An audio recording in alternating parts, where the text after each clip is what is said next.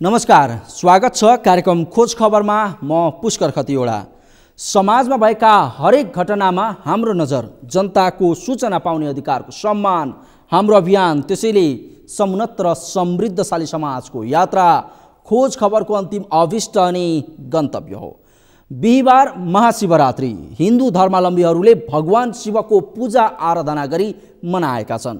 काठमाडौँको पशुपतिनाथ सहित देशभरका शिवालयमा शिवरात्रिलाई उत्साहपूर्ण मनाइएको छ। पशुपतिनाथमा त महाशिवरात्रिलाई भव्य रूपमा मनाइयो। यस पर्व मनाउन नेपाल बाहिरका साधु सन्त र नागा बाबाहरू समेत पशुपतिनाथ आएका छन्, जसका कारण बिहिबार महाशिवरात्रिको अवसरमा पाशुपत क्षेत्र साधुमय रह्यो। तर स्वदेशी तथा विदेशी बाबाहरूको अनेक रूपले रङ्गिएको पाशुपत क्षेत्रमा भने गाँजाको खुल्लमखुल्ला कारोबार भएको पाइयो। आखिर कस्तो रह्यो त महाशिवरात्रिमा पाशुपत क्षेत्रको रौनक अनि साधुमय पशुपतिनाथमा के देखियो महाशिवरात्रिमा? हेरौँ यो रिपोर्ट। महाशिवरात्रिमा पशुपतिनाथमा बाबाहरूको रौनक। गाँजा तान्नेदेखि धुनी जगाउने सम्मका बाबाहरू, दर्शन गर्न जानी भन्दा गाँजा तान्न जाने युवा बढे।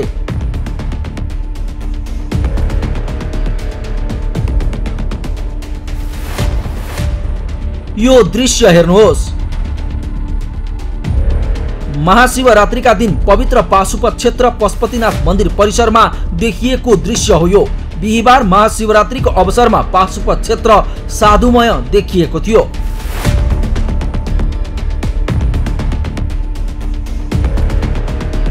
महाशिवरात्रिको अवसरमा पशुपतिनाथमा दर्शनका लागि जम्मा भएका स्वदेशी तथा विदेशी बाबाहरूको रूप हेर्नुहोस्। कोही नाच्ने, कोही गाउने अनि कोही माग्ने बाबा। एक बार आजा मेरा भोला बड़ा मस्त है, मस्त है।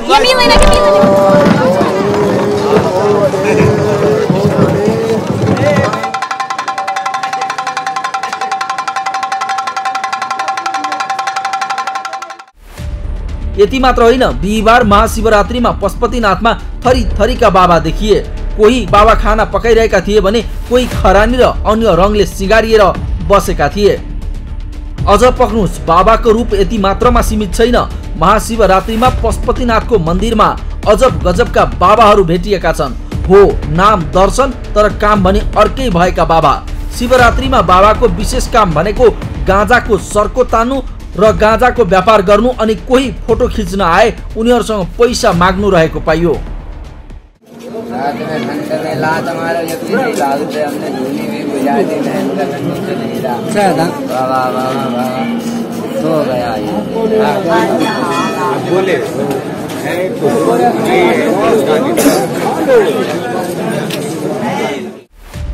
बाबाहरूलाई चुरोटको खिल्लीमा गाँजा भर्न भ्याइ नभ्याइ छ, किनभने यसको किनबेच बाक्लै देखिन्छ। एक पम्प अर्थात् एक चुरोटको खिल्लीमा भरेको गाँजाको दाम रु 50। यति मात्र होइन, गाँजासँगै पशुपतिनाथमा भाङ पनि किन्न पाइन्छ।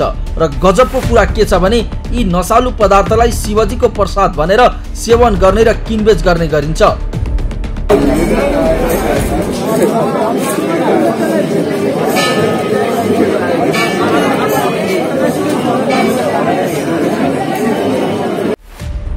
हुन त पशुपतिनाथमा आएका यी बाबाहरूको जमघटले नै पर्वको रौनक बढाएको छ। बाबाहरू पनि भारतबाट महिनौं दिन लगाएर पशुपतिसम्म आउने गर्दछन्। कोरोना प्रभावका कारण यसपटक कम मात्रामा साधु सन्त पशुपतिमा आए। उनीहरूको जीवनशैली निहाल्दा निकै मनोरम लाग्छ। उनीहरू कोही भजन कीर्तन गर्दै, कोही पाठ गर्दै त कोही लट्टा परेको कपालमा आगो तपाउँदै थिए भने कोही मस्त सुतिरहेका थिए। भारतबाट आएका साधुहरू आफूलाई बाबा भन्न रुचाउँथे। उनीहरूमध्ये अधिकांश टीका वा धागो बाँधेर दर्शनार्थीसँग पैसा माग्दथे र प्राय सबै बाबाहरू शिवबुटी भन्दै गाँजा तान्ने र यसको कारोबार गरिरहेका भेटिन्थे। युवाहरू पनि जहाँ जहाँ गाँजा बेच्ने बाबा छन् त्यही जाने र गाँजा किन्ने त कोही तिनै बाबासँग बसेर गाँजा तानिरहेका भेटिए।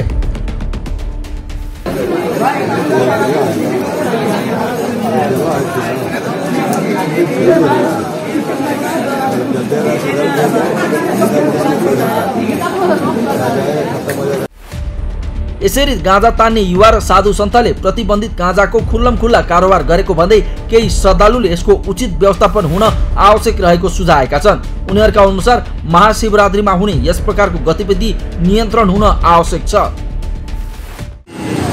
साधु बाबाहरूसँग भर्खरका अहिलेका नयाँ युवाहरू साना साना नानीहरू पनि ज्यादा इन्भेस्ट भएको खुल्ला त्यहाँनिर बसेर खाइराखेको अवस्था देखियो।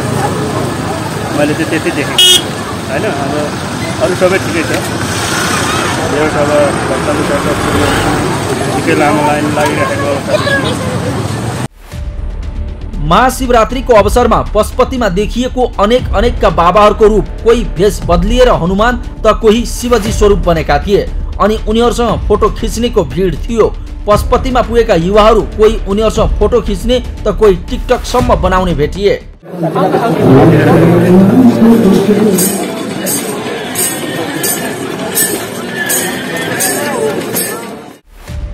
महाशिवरात्रिको एक साता अगावैबाट काठमाडौँमा साधु सन्त र बाबाहरूको आगमन हुने गरेको छ। विगत 8 वर्षदेखि पशुपति आइरहेका साधु पवन गिरीले आफू एक हप्ता अघि नै आएको र खानको प्रबन्ध आफैले गरेको बताएका छन्। तो यहाँ तो सिर्फ शिवरात्रि के महीने में 4 दिन होते हैं, तो कुछ होते हैं बाबा लोग 10 दिन पहले 15 दिन पहले आ जाते हैं, तो अपना जुक्ति मुक्ति करके अपने हाथ से भोजन बनाते हैं। अब आज से देखो क्या साधन मिलता है इनका, आज से कल से चालू हुआ पड़ा, अभी तक तो कोई साधन मिला नहीं हमारे को, सब अपनी जेब से खर्चना करना पड़ता है। पाशुपत क्षेत्रमा केवल साधु सन्त र बाबाहरूको मात्र होइन, नागा बाबाहरूको समेत उपस्थिति रहेको थियो। कोरोना महामारीको प्रभावका कारण यस अघिका वर्षको तुलनामा यो वर्ष नागा बाबा कम मात्रामा आए। उत्तराखण्ड भारतबाट आएका नागा बाबाले पशुपतिमा शिवरात्रिको अवसरमा नेपाल सरकारले उनीहरूको राम्रो व्यवस्था गरेको बताए। बढ़िया है, नेपाल में मेला लगता है बाबा पशुपति का, है ना। हाँ, हर साल का मेला, ये तो साधु संत आते हैं सभी, है ना। हाँ, तो उसके वजह से और मेला में रौनक आ जाता है। हाँ, सब यहाँ बढ़िया सरकार करती है। अपना अन्नपूर्णा अपना अखाड़े से भी आता है हमारा, है ना। हाँ, हम लोगों सब बढ़िया, अंदर व्यवस्था बढ़िया है। साधु सन्तको व्यवस्थापन गर्न पशुपति क्षेत्र विकास कोषले विशेष व्यवस्था गरेको छ। अन्य वर्ष महाशिवरात्रिमा पशुपति क्षेत्रमा 3000 देखि 5000 सम्म साधु सन्तको आगमन हुने गर्थ्यो भने यसपटक कोरोना प्रभावले संख्यामा कमी आएको कोषले बताएको छ। अब यस वर्ष कोभिडको विश्वव्यापी रूपमा जुन संक्रमण भयो त्यसकोबाट हामी सबैलाई त्यसको असर पर्यो। त्यस हिसाबले गत वर्षभन्दा यो वर्ष बाबाहरू अलिक कम चाहिँ आउनु भएको छ। तर पनि हिजो एकादशीको दिन बाबाहरू मन्दिरभित्र विधिवत रूपमा परम्परागत रूपमा चाहिँ प्रवेश गर्ने चलन हो, त्यो हिजो प्रवेश गरिसक्नु भएको छ र अहिले मन्दिर प्राङ्गणमा धेरै खालका बाबाहरू बसिसक्नु भएको देखिन्छ। तर सङ्ख्यात्मक हिसाबले हेर्दाखेरि गत वर्षभन्दा केही सङ्ख्या चाहिँ कम भएको छ। महाशिवरात्रि आउनुभन्दा केही दिन अघिबाटै साधु सन्त आउने गरे पनि कोषले बढीमा 5 दिनको व्यवस्थापन गर्ने गरेको छ। नागा बाबालाई पशुपति मन्दिर परिसरमा बस्ने व्यवस्था मिलाइएको छ। शिवरात्रि सकिए लगत्तै उनीहरूलाई कोषले खर्च दिएर बिदाई गर्ने प्रचलन छ। अब यस्तो छ, यो इन्डियाबाट आउने नागा बाबाहरू भनेको चाहिँ उहाँहरूको स्थान चाहिँ पशुपतिनाथ मन्दिरको प्राङ्गणभित्र नै हो। अब ती बाबाहरू त थोरै नै हुनुहुन्छ होइन, तर धेरै खालका बैरागी उदासी लगायतका सम्प्रदायबाट आउने बाबाहरू जो राम मन्दिर परिसरमा बस्नुहुन्छ, अन्नपूर्ण भण्डारको आसपासमा बस्नुहुन्छ, ती अखडाहरूले यहाँ व्यवस्थापन गर्छ र यो मन्दिर प्राङ्गणको बाहिरी क्षेत्रमा पनि बस्नुहुन्छ। ती सबै बाबाहरू गर्दाखेरि हाम्रो करिब 4500 को हाराहारीमा हुन्थ्यो गत वर्ष। हजुर, हामी बिदाई गर्दाको रेकर्डको आधारमा यो वर्ष त्यो सङ्ख्या चाहिँ अलिक कम हुन्छ, 3500 को हाराहारीमा चाहिँ हुन्छ कि भन्ने हाम्रो अहिलेसम्मको अनुमान हो। साधु सन्त मगन्त बाबा योगी अघोरी सन्यासी गेरु वस्त्रधारी वैराग जीवन बिताउने बाबाहरूको महाशिवरात्रिका दिन आकर्षणको केन्द्रबिन्दु मानिन्छ पशुपतिनाथ। आराध्य देव पशुपतिनाथको मन्दिरमा महाशिवरात्रिमा बेग्लै रौनक हुन्छ। यहाँ मनोकामना भाकल तथा कुनै पनि पुकार भगवानले सुन्छन् भन्ने विश्वास गरिन्छ। अझ शिवरात्रि त भगवान शिवको प्यारो दिन भएकाले यस दिनमा शिव भगवानको दर्शन मात्र गरेमा पनि पुण्य मिल्ने विश्वास गरिन्छ। यही आस्थाका कारण श्रद्धालुहरू बुधबार मध्यरातबाटै पशुपतिको दर्शनमा पुगेका थिए। बिहिबार बिहानसम्म श्रद्धालुको लाइन पशुपति तिलगङ्गा हुँदै एयरपोर्टसम्म पुगेको थियो। एयरपोर्टबाटै लाइन लागेर 1.5 घण्टामा तिलगङ्गा आइपुगेका श्रद्धालु भीमबहादुर बस्नेत कोषले लाइनको उचित व्यवस्थापन नगरेको गुनासो गरे। म अहिले एयरपोर्टबाट नै लाइन लगाएर म यहाँसम्म आइपुगेको छु। लगभग 1.5 घन्टा जति 1.5 घन्टा जति म भएको महसुस गरेको छु। अझै मन्दिरमा पुग्नलाई अझै समय लाग्ने देखेको छु। अनि गत वर्ष र अहिलेको तुलना गर्दा हुन त म यो पर्वमा चाहिँ केही वर्ष पछाडि मात्र आयो। धर्ममा आस्था नभएको भन्ने कता कति आउँछ तापनि हिन्दूहरूमा चाहना भएको मैले पाएँ। पशुपतिमा आस्था राख्ने जो कोहीलाई दर्शनका लागि छुट भए पनि यस क्षेत्रमा अवांछित गतिविधिमा भने सर्वसाधारण लगायत साधु सन्तलाई प्रतिबन्ध लगाएको कोषको दाबी छ। तर साधु सन्त र युवा वर्गले पनि यसको पालना गरेको पाइँदैन। तथापि महाशिवरात्रिमा पशुपति क्षेत्रमा हुने अवांछित गतिविधि नियन्त्रण गर्न उचित कदम चाल्नुपर्ने देखिन्छ। यसका साथै लाइन व्यवस्थापन र ट्राफिक व्यवस्थापन समेत सुधार हुनुपर्दछ। खोज खबरका लागि केशव तिमल सिन्हाका साथमा निरा राणाभाट र पुष्कर खतिवडा, काठमाडौँ। हो, पशुपतिनाथमा महाशिवरात्रि अगावै बाबा साधु सन्तहरूको चहल पहल सुरु हुने गर्छ। यस पर्वलाई विशेष बनाउन सरकारले विभिन्न तयारी पनि गर्छ। तर पार्किङको उचित व्यवस्थापन नहुनु, लाइन व्यवस्थापन राम्ररी हुन नसक्नु र सरसफाइदेखि दर्शनार्थीलाई सुविधा उपलब्ध गराउने काममा सरकार फेरि पनि चुकेको पाइएको छ। अझ प्रतिबन्धित मानिएको गाँजाको सेवनलाई शिवको बुटी मान्ने र धर्म संस्कृतिसँग यसलाई दाँच्नेहरूले गाँजाको खुल्लमखुल्ला किनबेच गरेको पाइयो, जसका कारण पशुपति पुगेका युवामा दर्शनको उत्साहभन्दा गाँजा सेवनको चाह बढी थियो। हुन त यस अघि पनि शिवरात्रिमा जोगी र बाबाहरूलाई पैसा दिएर गाँजा किन्नु सामान्य जस्तै थियो, जो यस वर्ष पनि निरन्तर रह्यो। कार्यक्रममा एकैछिन ब्रेकपछि जाजरकोटमा विद्युत आयोजना अलपत्र परेको विषय लिएर उपस्थित हुनेछौँ, हेर्दै गर्नुहोला।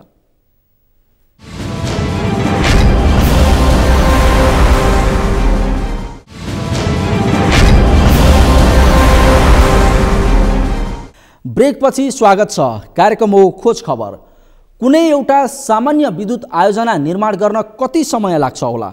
जो कोहीले सहजै जवाफ दिन सक्छन् 2-3 वर्ष। यदि आयोजना ठुलो भए बढीमा 5 वर्ष नै लाग्ला। तर के कुनै एउटा सामान्य लघु जलविद्युत आयोजना निर्माण सक्न 9 वर्षको समय लाग्ला? पक्कै लाग्दैन। तर जाजरकोटमा भने एउटा लघु जलविद्युत आयोजना निर्माण सम्पन्न गर्न त कहाँ हो कहाँ विगत 9 वर्षदेखि यो आयोजना उल्टै अलपत्र परेको छ। विडम्बना, यसरी आयोजना अलपत्र पर्दा 450 घर परिवारको बिजुली बाल्ने सपना अधुरै रहेको छ। आखिर कसले अलपत्र पारियो त विद्युत आयोजना? अनि किन 9 वर्षसम्म अलपत्र पारियो? के छ यसको वास्तविकता? हेरौँ अर्को रिपोर्ट। जाजरकोटका 450 घर परिवार अन्धकारमा। 9 वर्षदेखि ऐयारी खोला विद्युत आयोजना अलपत्र। सल्लाहको दियालो बालेर गुजारा गर्दै स्थानीय।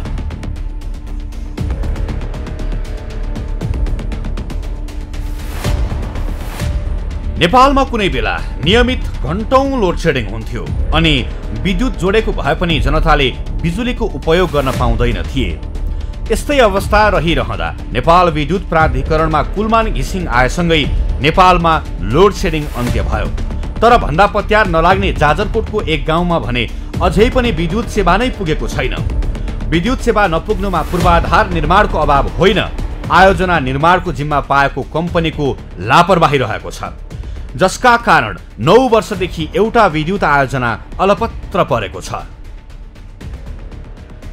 जाजरकोटको बारेकोट गाउँपालिका 4 जिरी स्थित ऐयारी खोला लघु जलविद्युत आयोजना 9 वर्षदेखि निर्माण अलपत्र परेको छ। 32 किलोवाट क्षमताको आयोजना निर्माणको जिम्मेवारी लिएको मनास्लु इनर्जी प्राली काठमाडौँले समयमै प्राविधिक नपठाउँदा आयोजना अलपत्र परेको हो। विद्युत सेवा नपुग्नुमा ठेकेदार कम्पनीको लापरवाहीका अलावा आर्थिक अभाव, भौगोलिक विकटता, उपभोक्ता समितिको लापरवाही लगायत अन्य कारण पनि रहेका छन्, जसका कारण बारेकोटमा बत्ती बल्न सकेको छैन। 2 वर्ष भित्रमा निर्माण सम्पन्न गर्न पर्ने आयोजना अलपत्र पर्दा लम्क, जिरी, मैना, रावत जिरी, पातल जिरी, गोठगाउँ, मैना, दह लगायतका गाउँमा 450 घर परिवारको बिजुली बत्ती बाल्ने सपना अधुरो भएको छ। पहिले म बिजुली आउँदाखेरि अहिले 10 वर्ष भइसक्यो। यसमा चाहिँ पहिलाका ठेकेदारहरूले अब के गरे काम गरेर जनताहरूलाई पनि यसमा दिया छैनन्।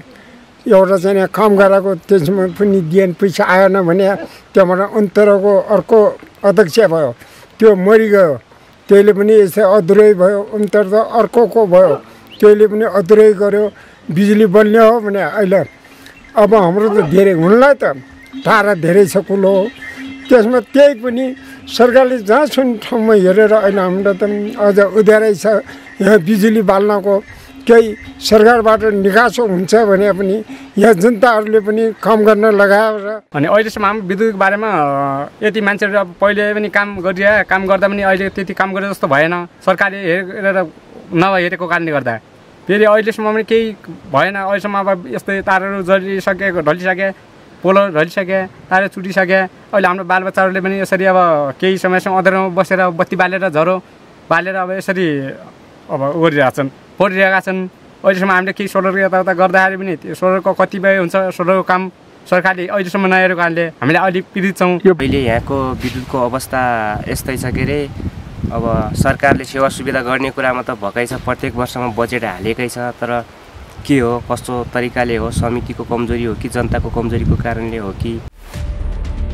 यसरी 9 वर्षसम्म पनि आयोजना अलपत्र पर्दा यसमा प्रयोग हुनुपर्ने निर्माण सामग्रीहरू पनि अलपत्र परेका छन्, जसमा करोडौंको सरकारी लगानी बालुवामा पानी जस्तै बनेको छ।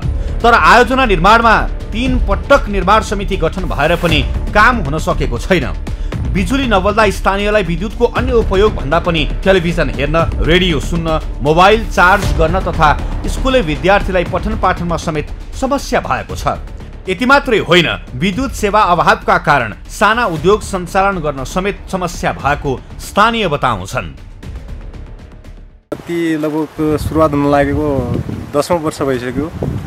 यहाँको न त अब सामुदायिक एक्टिभ छ, सधैँ अब गाउँपालिकादेखि लिएर स्थानीय तहहरूले बजेट त विनियोजन गरेकै हो, तर यहाँको समुदायका यी अगुवा लाग्ने व्यक्तिहरू त्यति एक्टिभ नभएर यहाँको समाज एकदमै अन्धकारमा परेको छ। बिजुली बाल्ने यस्तै छ, अनि बालबच्चा अनि यस्तै अन्धकारमा छन्, अनि बत्ती बलेका छैनन्, अनि हामीले सब उयो छ, अनि हतारै छ, क्या गर्ने यस्तै छ। अनि मस्तै भयो, हामीले कम गरेर पनि ऊ भएका छैन, रोजगारी गरिकन पनि रोजगारी नपाइए, त्यस्तै छ हाम्रो अन्धकार के। आयोजना निर्माणका लागि वैकल्पिक ऊर्जा प्रवर्धन केन्द्र, तत्कालीन जिल्ला विकास समिति, गाविस र गाउँपालिका लगायतको 2 करोड भन्दा बढी रकम खर्च भइसकेको छ। तर विडम्बना, विद्युतको समस्या भने जिउको त्यौं छ। यसैका कारण विद्युत आयोजना नै अलपत्र भएपछि स्थानीय आजको आधुनिक युगमा समेत मैनबत्ती, टुकी र सल्लाहको दियालो बालेर गुजारा गर्न पर्ने बाध्यता छ। आखिर यो समस्या कहिलेसम्म? खोज खबरका लागि जाजरकोटबाट बद्री पन्तको रिपोर्ट। हो, आजको आधुनिक युगमा जहाँ विश्वका कयौं विकट गाउँमा समेत बिजुली पुगेको छ, तर जाजरकोटको जिरी स्थित अयारी खोला लघु जलविद्युत आयोजना भने 9 वर्षदेखि अलपत्र परेको छ, जसका कारण बडो विडम्बनाका साथ भन्नुपर्छ स्थानीयले अझैसम्म प्राचीन युगमा जस्तो कहिले सल्लाहको द्वालो त कहिले टुकी र मैनबत्ती बालेर गुजारा गर्नुपर्ने बाध्यता छ। कतै बिजुलीको दुरुपयोग त कतै बिजुली नै नपुगेको त्यो जाजरकोटको गाउँ आखिर कहिले पाउलान्? लम्क, जिरी, मैना, रावत जिरी, पातल जिरी, गोठगाउँ, मैना, दह लगायतका दर्जन बढी गाउँले विद्युत सेवा। सरकारको ध्यान यसतर्फ पनि पुगोस्। हवस् त, आजका लागि कार्यक्रम खोज खबर यति नै। कार्यक्रम खोज खबरका विषयमा कुनै प्रतिक्रिया छन् भने हामीलाई खोजखबर@सगरमाथा.tv मा इमेल गर्न सक्नुहुन्छ, अथवा फोन नम्बर 0157606074 मा फोन पनि गर्न सक्नुहुन्छ। लुकेका र लुकाइएका खबर निरन्तर जारी छ। नेपालको पहिलो न्युज च्यानल सगरमाथा टेलिभिजन हेर्दै गर्नुहोला। नमस्कार।